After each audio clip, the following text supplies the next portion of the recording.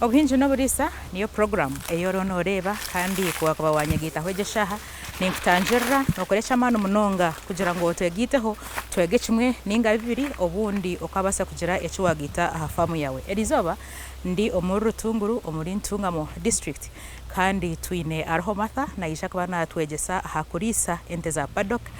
orutoche hamwe no kuhinga omwani ebyona nukwe twije kubantu tubiganira twije kwantu tureba we hafama aha na managing ata na birebe rata ahabo kuba as enterprises ishatu omuntu atari mwekambi kigomero okuzimanaginga okaje tukanze rebere zona so twije kubantu tuganira okwari kuzireberera okwari kurisa ente za paddock na managing ata turi mu bwire bw'ecanda akashana nakareba ata ebyo kurebye ente nabihangahi twije kubantu tuganira na ndeberera yo mwani oburwire bwo mwani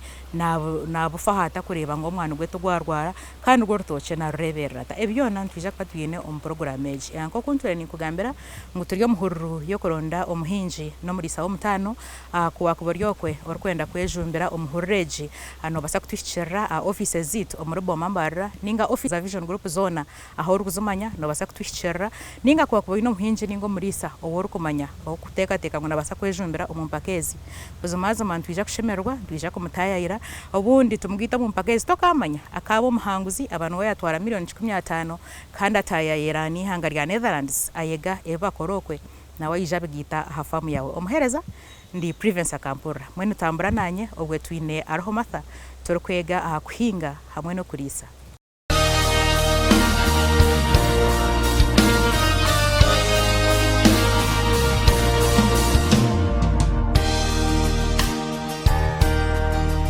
Omwami Mathana kwachira program yo Buhinji n'oburisa yeyanjurira murebo ryo nakoreba program nakushemerwa munonga amazina banyeta Arhomatha nzarugo muchweka kibakweta Rutunguru Kagarama Town Council nabachira mwabade kuija ensi mwimwe na TV West na Vision Group mwabade kuija kundambara family negamba famtene shonga kunga watshango mushana watshango masharura nakashana ninkare katuganire background ya famage famo ine hoshi ukagitandika ryari wamara mu myaka ki omukwinga no kurisa omukwinga farm specific regi yonka ngagitandika 2023 so nkanye no kugikiriyaringa wareba tarumbishaka nko kutujya tutambara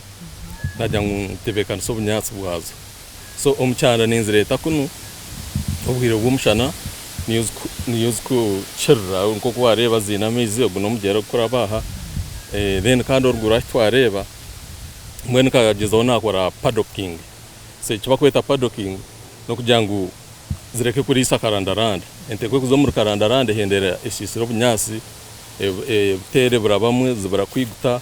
mwene kandi akunkabikire cyanda nko kuwazireba tuzurukubi zinejara so ningezaho ukwenda ngo nteka omutendo gw'amani kureba ngo nangero bunyasi na changing breeds nko kuwareba ndumuninzi ho munyankore konkati cyanguhi so nimbanye ne kugenda step by step nkwate nyankore nkwate nendijo offspring ya cross nene mfune milk production ekinkurondera cross no genda step by step farmer to ku jumpinga kurgachi nticho to kujango inente ji orgo za hanrungu wona umanyire nyankore enrungu neftera hasi ejo number 1 so ko kumanyira cross ogenda nose breeding then mpaka hora abone akubani nyenda milk production cyo kikuru munonga nyenda milk production kujango chindi hemu ebikurwana no kurangu wakore cyo wakora chakongerera wachi benefiting munanga sho wachifunamo an enterprises chezindezo ina fama ukuwareba aha ejin farm neyente enterprises zindi ama coffee farmer ya kabiri banana plantations so nizezindi muni focusinga then mbweni njorokangera nyenda nzo mu kintu kibakweta commercial agriculture.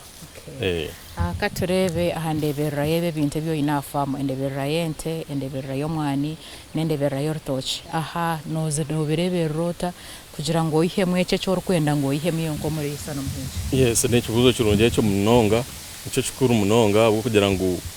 endebera na maximum supervision koko botarho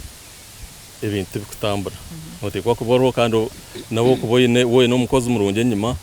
nko mshije go wara ni itambura no bakweta Gaston na nyamba ha hintari na nabantu ho we supervise, so constant supervision mbwe no kuchebe okurambura ukareba ekitari kirungi okakiyaho okakirukangerera koko botari umukozi takabireba nkebyawe. Okay. Aha farm turi amanya guru kwingana shi? Zine kanka nk'ikumi. Echa kujemeserize kugira ngo zo mu farming okutana hona na business zindi nishi. Nkabizarwamo. Kunabzarirwemo nabikunda kandi umuntu okunda ibyo buhangwa no ku maintaining our culture. Kunkati nijana ari culture still kushangwe namagana gente cyo kuranyenda zicendeze. Mfunemo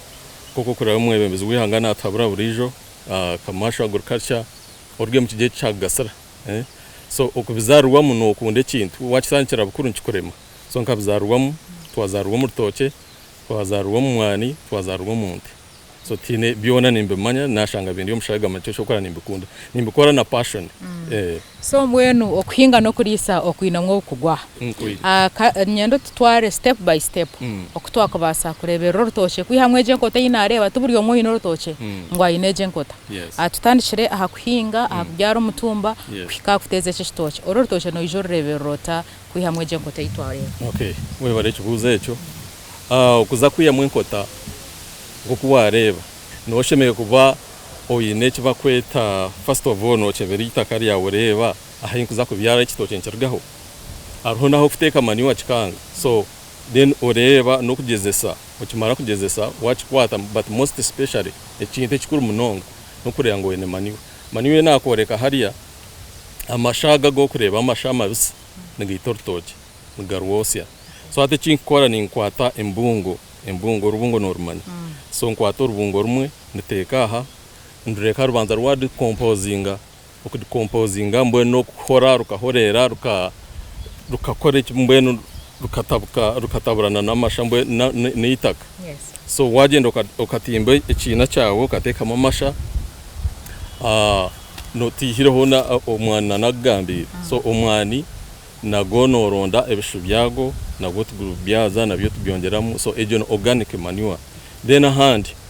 ikitoki kiba cyakuzire no yino kiba kweto kwitara muitara then constant na wogumana ureba ubahije kikoko orondo ko okora kimanaging then kukushanga wateza radi especially ekikuru munonga no kurangu wabona manure wa spacinga kandi wa pruninga wa triminga mbwene wahaburira washarira ibi byona kemirimo yono ko kugimanya yorutoki.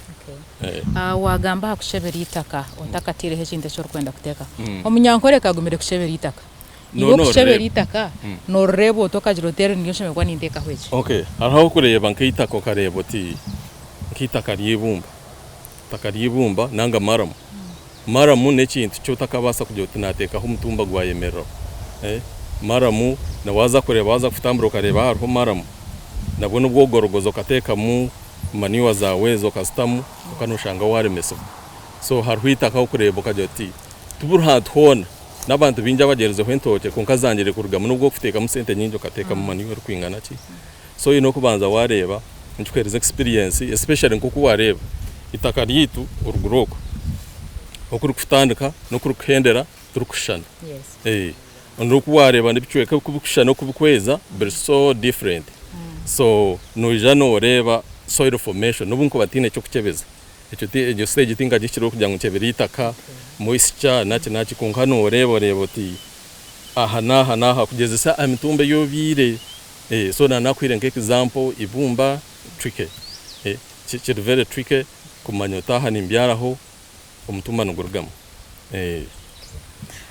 Inyuma ho nareba wagamba hakumanejinga urutoke rwawe urukurwanisa uburwiro bwa kajunde jinyendo tushoborere kugira ngo n'umuntu waburijo ryo kuri nara program ayegukwiye kubasa kurwanisa kajunde umurutoke rwawe hano girwanisa kajunde very challenging ne challenging in a way kugira ngo ukujurwanisa bakabanza bandangiro mbaze nabagweta dudu nazo mu container village yo Kampala ni hayo nabageta dudu mba osho nagenza sprayinga narabita bitakoraje so hati kugeza woni managinga so far nyunkanye ko muntu indeba ngo you eliminate inkoro yakwatwe ejo yona tokuza fute moto akuba te kwato toche ruona at once so ne kwate kitoche mbwenyo ni ngenda nindebe inkoro yaenda kucweka njihiraho kare njihiraho kimwe njihaho bukirkare kunga hato gwendebe kanguru nihaho burkajunde yona nagihaho naji separatinga naji containinga then nareka na preparing itakabusya then ngaruka mbyaro mutumbo murunjo ahandi muteka nuko kugenda no hunduzo tyo no garra mu imitumba abo kuba sofanyo tinkarebere mbazugwayo then ekindi tools no ziba contaminated bakatwegesa bagira ngo umuhoro gwatemesa cye kiri affected bakiri infected utaka gutemesa kitoke kindi so no kubo no kwegendeserezana no ruhabyo nicyo kimwe umuhoro gugo no bijo guyonjota umuhoro no ronda jiki ngashogose guteka umuro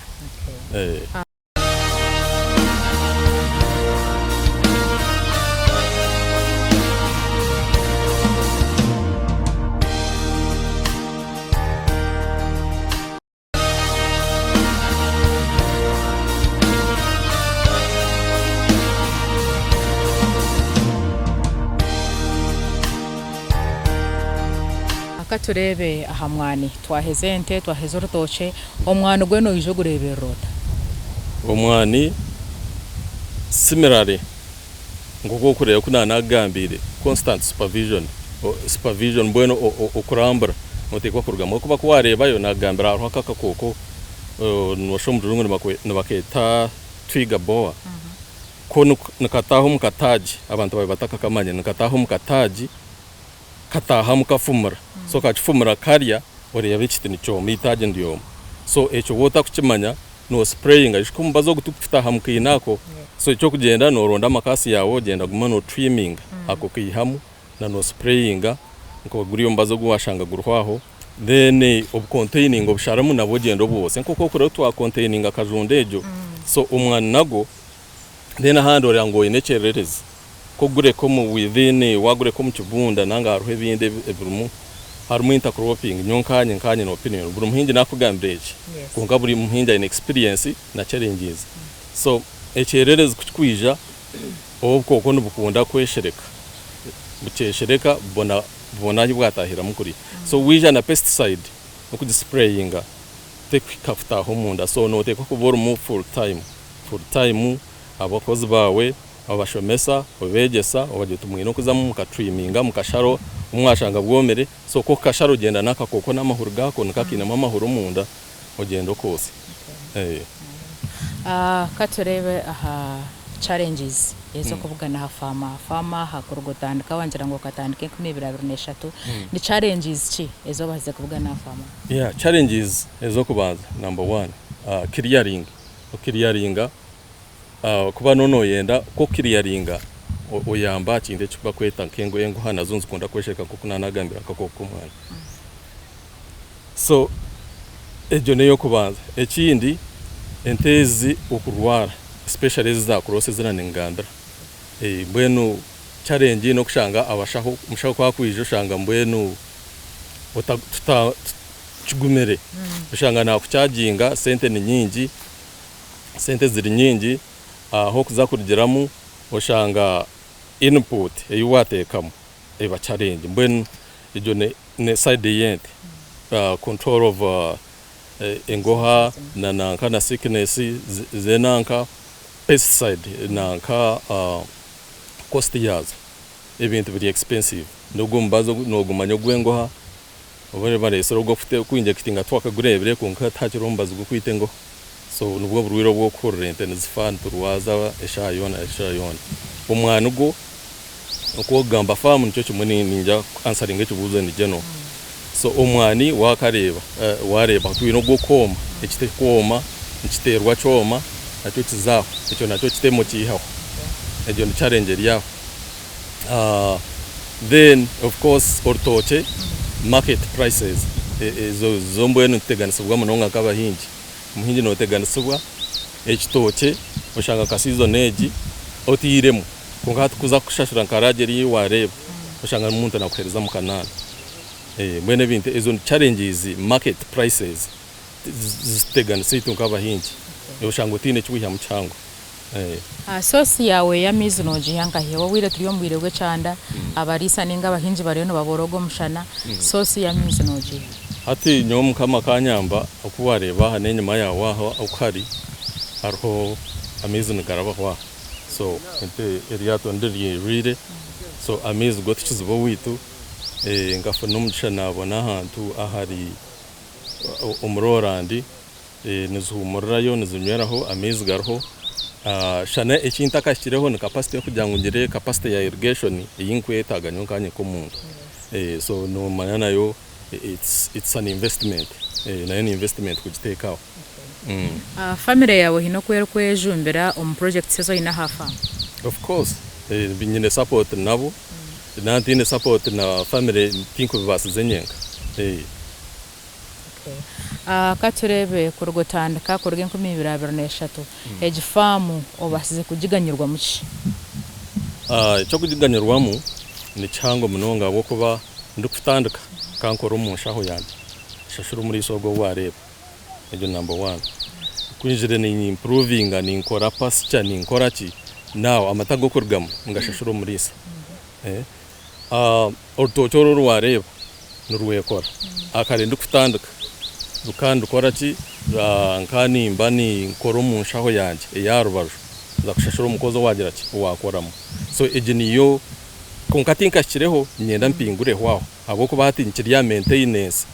wakireba aro kushanga wari ikintu kana bokari y'abantu bagera ngo wari na stock konkati nyo wanje tinkwenda kuri ya stock nyenda nkore nsazeho nshashura umukozi ashemerwe nawe ntungure so ijuni yo motive yanje ntungure no rukunkora na wagiye cyaganyarwamo so entezanze rwamo amate gakubasa kushashura umurisa zikeraguruza na tukanyoha amate ekini nyenda ki nanye nkabika kasigaro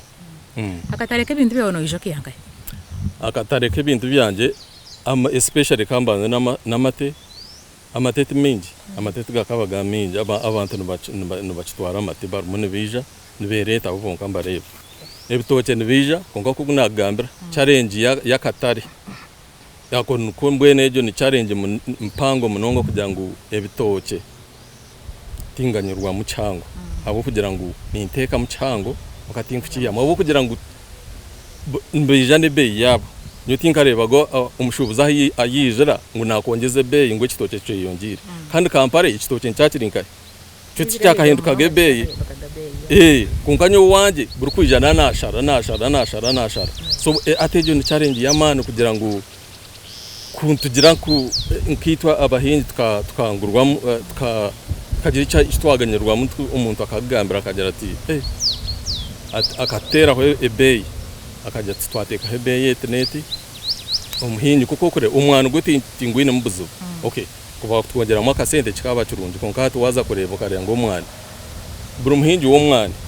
nabona akasente ko na the price yo mwana eri yaheru yorafune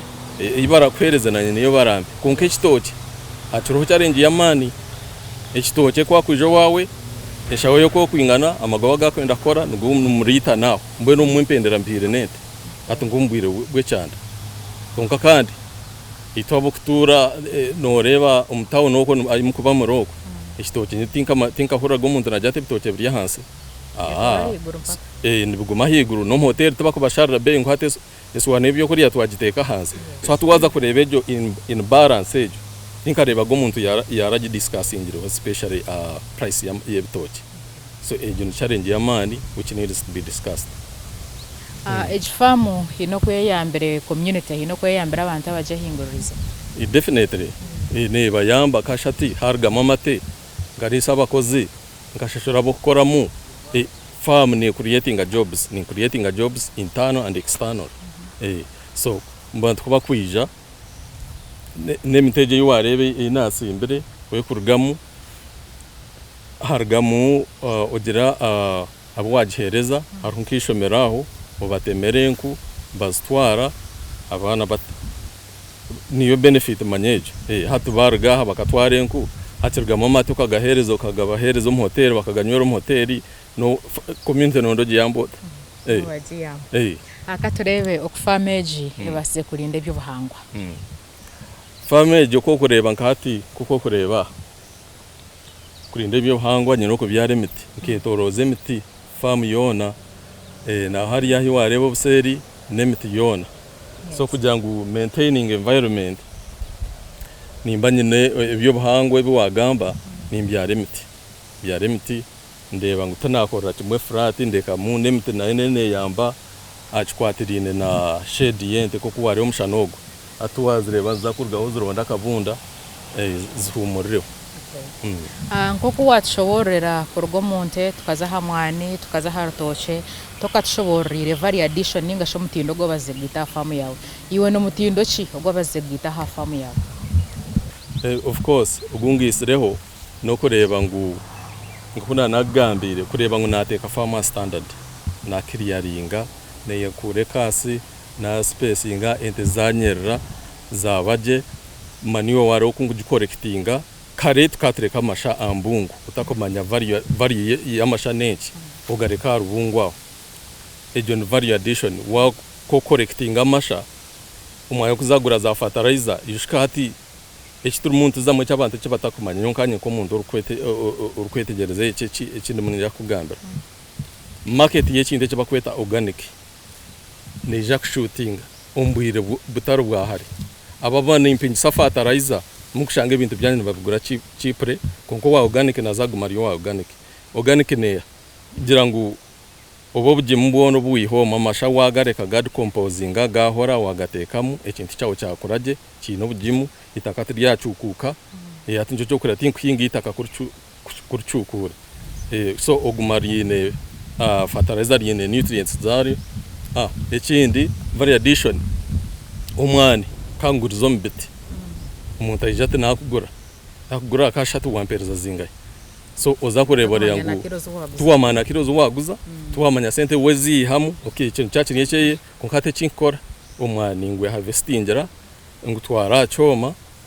ngwihamu ekicyargamu nkigarara nkiteka nkahi omurutoke nango umwani wakireba nkuma season ndijo then nanka mbona clean mbona ka sente kiriro hat clean eri mutwaro gumuri 15 nantari mistaken biosecurity iyo ina famu kureba ngo wayetantara burwire wayetantara abo kwija kutahirira famu yawe abashuma niye heyo nyine hata arwe kibakweta wana ba ICT nuko bakugamba communication is very important na security so unkaronda cameras na steka famu na stekomka mwe harho wareba umuntu naenda kwiba munyaso ni zoominga umureba umuntu naenda ku trespassing at ko containing ente za washanga uri kurisa muwenka bitari byakare uburwiro bu containing bwaburyo wawe bugumwo koko kurejo atejwe keteri ntabo kugira ngo buri umwe nari sakarandaranda uburwire ba spread mbweno wanje wotine mu mononoza notashine kuba nono yizaye so camera nkaziteho noja kuzireba nizinyamba abo kugira ngo ecanje kigumeyo uwanje ki protected oracende anteresmo oracende acinshabe turukwirira kuhendera katureba future plan za farmage twagarikiro myaka 5 kwija age farm ntu expecting akugishanga ya age farm umbwire butaro bwahari koko nagambira ko wareba munning crossing muza kushanga ente nungi munonga milk production eko very high umwana go wareba I want to repackage that coffee by myself that's why I'm looking kunga ko wareba of course finances nzikaziteganisa oshanga noenda mo kandi ngenda hati nko wareba challenge no bunde nyine paddocking kunga nyenda njya nazitere kinyasi cyazo kugira ngo nanye nkore zahe inkizi mukuru roko skipping ente ziname zaha zazine byasi byayo babyomere babitekaho